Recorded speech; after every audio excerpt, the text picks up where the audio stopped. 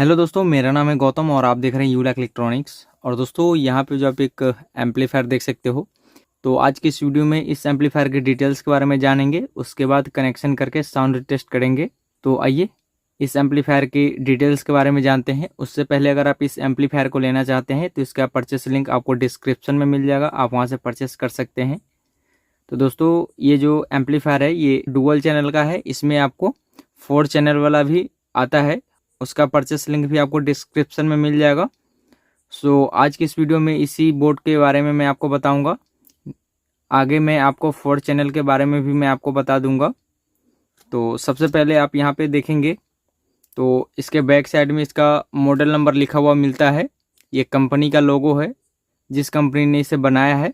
और इसका model number आप यहाँ पे देख सकते हैं CAAV 3118।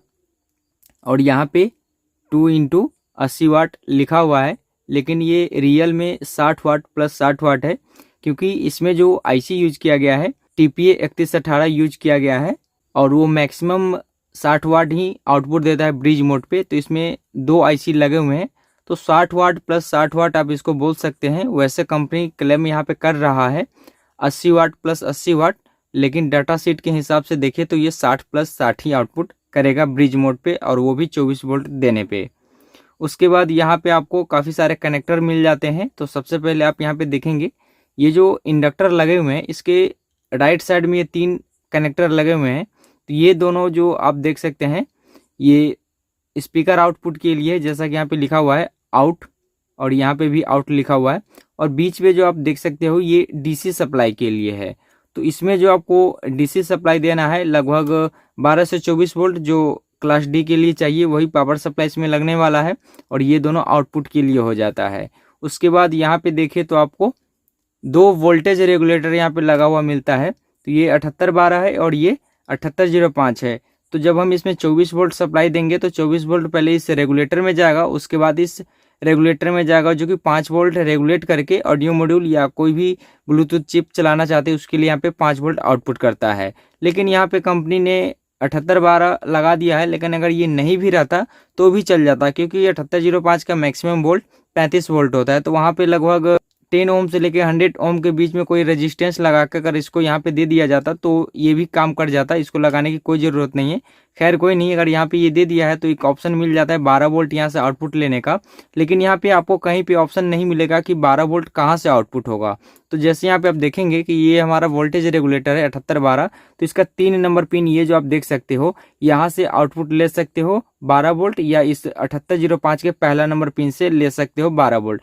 तो यहाँ पे आपको 12 वोल्ट के लिए कोई कनेक्टर नहीं मिलता है जैसे 5 वोल्ट का है। अगर आपको 12 वोल्ट की ज़रूरत है तो आप इसके 1 नंबर पिन या 3 नंबर पिन से ले सकते हो। बाकी यहाँ पे ऑडियो इनपुट के लिए 3 पिन दिया गया है, म्यूट के लिए 2 सॉकेट दिया गया है। तो यहाँ पे इसको खोलेंगे, यहाँ पे ये ग्लू से चिपका हुआ रहता है। सो इसको मैंने पहले भी खोल कर टेस्ट करा था।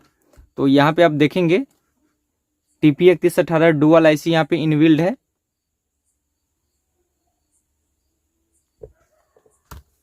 तो इसमें ओरिजिनल आईसी लगा हुआ है, और इसका जो थर्मल पैड होता है वो इसके नीचे साइड होता है, लेकिन इस पे हीटसिंग लगा दिया गया है। लेकिन इसका हीटसिंग नहीं रहता तो भी चलता है, लेकिन यहाँ पे सेफ्टी के लिए लगा दिया तो और अच्छी बात है। जैसे यहाँ पे आप देखेंगे कि एक और आता है इसमें, ये सिंगल वाला, तो इसमें किसी भी प्रकार का हीटसिंग नहीं दिया जाता है। इसके बैक साइड में थर्मल पैड होता है, तो इसमें जो है ये इस थर्मल पैड के थ्रू जो यहाँ पे प्रिंट होते हैं उसी के थ्रू हीटिंग को जो है ट्रांसफ़र करता है। लेकिन यहाँ पे दे दिया है तो और अच्छी बात है, कोई दिक्कत वाली बात नहीं है। तो आइए मैं फिर से इसको लगा लेता हूँ। तो यहाँ पर मैंने हीटसिंग को लगा लिया है। बाकी आप यहाँ पे कैपेसिटर देख सकते हैं, ये सभी पावर कैपेसिटर है। जब हम इसमें पावर सप्लाई देंगे तो ये कैपेसिटर से होते हुए इस एम्पलीफायर में जाएगा। तो बहुत ही कॉम्पैक्ट साइज में पावरफुल एम्पलीफायर इसको आप बोल सकते हो, बहुत ही अच्छा वर्क करता है। और इसके साथ जो मैं बेस टेबल का बोर्ड यूज करूँगा, ये न्यू मॉडल का जो हमारा बेस टेबल बोर्ड है जो कि काफ़ी अच्छा परफॉर्मेंस करता है, ये SMD में है।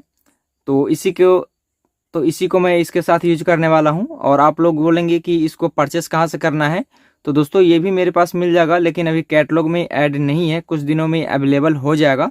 जब भी ये अवेलेबल हो जाएगा तो आपको अपडेट मिल जाएगा यूट्यूब पे। सो इसी बेस टेबल के साथ मैं इसको यूज करने वाला हूँ। और इसके साथ ये पगाड़िया का वाइट डिस्प्ले वाला ये ऑडियो मॉड्यूल मैं यूज करने वाला हूँ। तो आइए कनेक्शन करना स्टार्ट करते हैं। तो सबसे पहले मैं यहाँ पे ऑडियो इनपुट का कनेक्शन करूँगा, तो इसको साइड में रखते हैं। और यहाँ पे ऑडियो इनपुट कनेक्शन करने के लिए जो हमारा ऑडियो मॉड्यूल है, तो यहाँ से जो ऑडियो आउटपुट होगा, यहाँ पे देख सकते हैं एक ऑक्स के लिए होता है और एक ऑडियो आउटपुट के लिए होता है। तो यहाँ पर मैं इस कनेक्टर को लगा दूंगा कुछ इस प्रकार से। अगर आपके पास कनेक्टर नहीं है तो डायरेक्ट आप इसके बैक साइड से सोल्डरिंग करके भी वायर का कनेक्शन कर सकते हैं। तो यहाँ से जो आउटपुट होगा ये डायरेक्ट बेस टेबल के बोर्ड में जाएगा। इसके बीच में पोटेंशियोमीटर नहीं लगाना है। अगर इसके बीच में लगा देते हो, जब आप एम्पलीफायर को ऑन ऑफ करेंगे तो स्पीकर से खटखट का साउंड आएगा। तो ऑडियो मॉड्यूल से जो डायरेक्ट हमारा ऑडियो आउटपुट होगा वो डायरेक्ट बेस टेबल बोर्ड में चला जाएगा, अगर बेस टेबल बोर्ड यूज करते हो। तो अगर इसको यूज नहीं करते हैं और डायरेक्ट ऑडियो मॉड्यूल यूज करते हैं तो इसके बीच में पोटेंशियोमीटर लगाएंगे तो भी कोई दिक्कत नहीं है। लेकिन बेस टेबल लगाते हैं तो ऑडियो मॉड्यूल और बेस टेबल बोर्ड के बीच में कोई पोटेंशियोमीटर नहीं होना चाहिए। पोटेंशियोमीटर इसके आउटपुट में लगेगा। तो ये हमारा आउटपुट है और यहाँ पे ऑडियो इनपुट है, तो मैं यहाँ पे लगा देता हूँ कुछ इस प्रकार से। यहाँ से ऑडियो आउटपुट होगा, यहाँ पे इनपुट हो जाएगा। अब यहाँ से जो ऑडियो आउटपुट होगा उसका कनेक्शन होगा डायरेक्ट इस एम्पलीफायर में। तो मैं यहाँ पे एक पोटेंशियोमीटर लगा लेता हूँ जो कि मेन वॉल्यूम होगा। ये दोनों बेस और ट्रेवल के लिए है।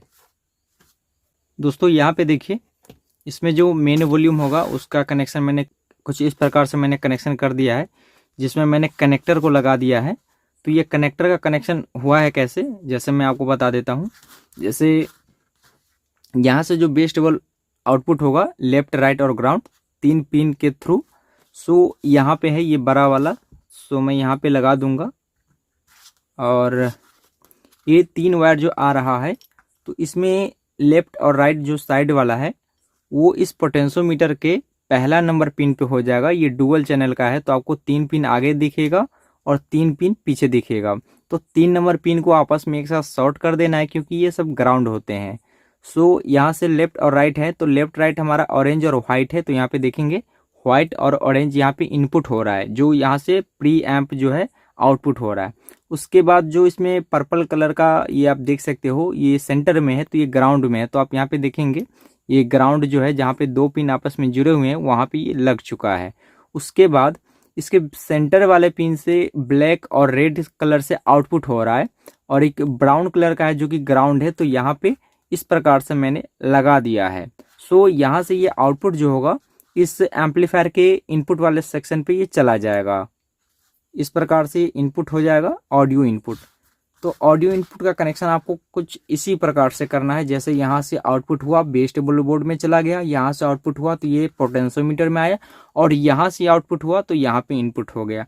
इस प्रकार से आपको ऑडियो इनपुट का कनेक्शन कर देना है। उसके बाद मैं यहाँ पे अब ऑडियो मॉड्यूल में पावर सप्लाई देने के लिए एक कनेक्टर यूज करूँगा, जो कि कुछ इस प्रकार का है।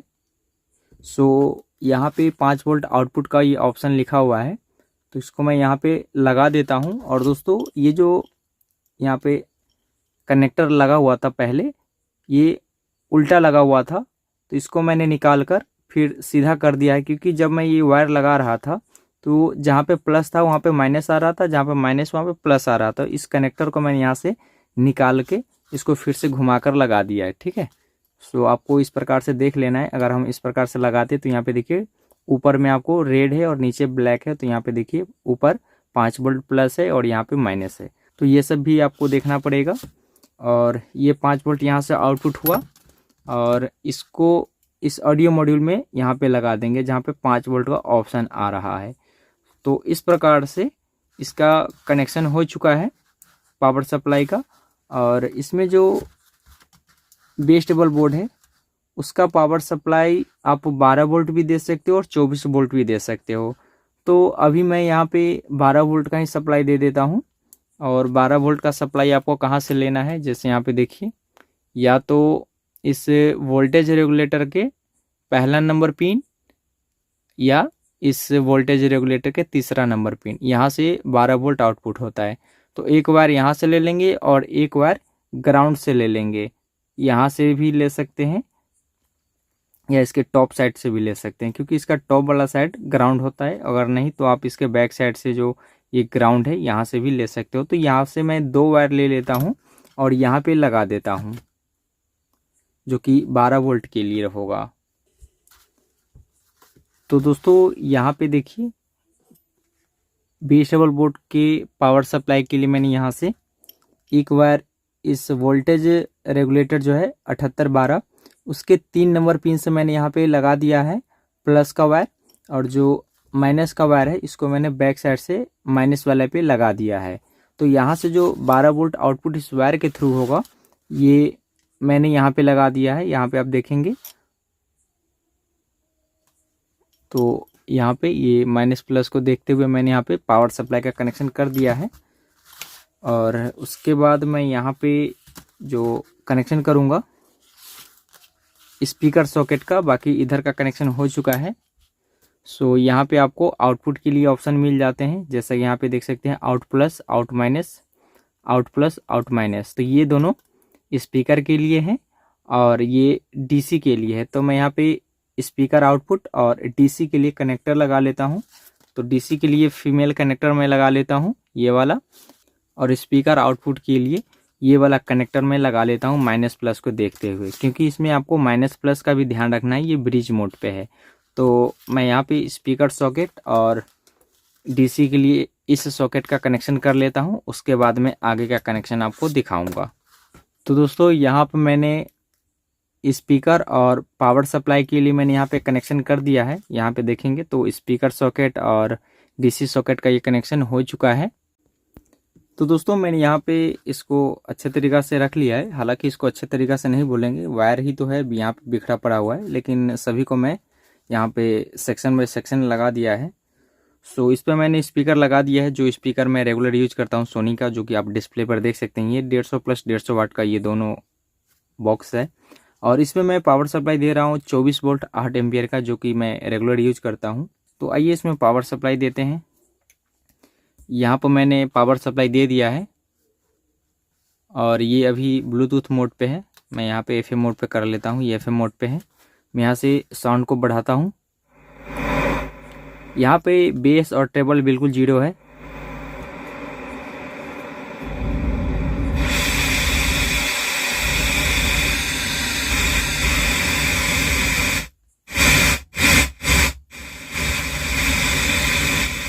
तो आइए मैं यहाँ पे ब्लूटूथ से पेयर कर लेता हूँ, उसके बाद सॉन्ग प्ले करता हूँ। Bluetooth mode connected.